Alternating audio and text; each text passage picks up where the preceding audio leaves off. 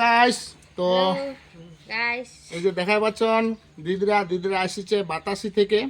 কালি রবিবার ছিল, রবিবারে বলে আসিবার টাইম পাইনি, তো ওই জন্য আজ সোমবার আজ সকাল সকাল চলে আসছে। তো মুই তো আজ একটু দেরি করে উঠিছু, আর কালি সারাদিন কাজ করিছু সেটিংয়ের কাজ, সেই জন্য শরীরটা একটু টায়ার্ড, ভালো লাগে না, শরীর খারাপ, ওই জন্য আজ একটু দেরি করে উঠিছু। ঘর ছিল দোকানে তো আইছি, প্রথমে দোকানটা বন্ধ ছিল, তারপরে দাদা ভাইয়ের দোকানটা ঘরটা খুঁজতে খুঁজতে মুই আমার ঘর পৌঁছে গেছি। দাদা ভাইয়ের সাথে দেখা হয়ে গেল, মোর কাজটা সম্পূর্ণ হল। তো যাই হোক আধা রাস্তার কামখান করে দিনু। তো যাই পরে আসিবা চাহাচ্ছেন অবশ্যই আসেন, অসুবিধা নেই, কিন্তু রবিবারে আসেন।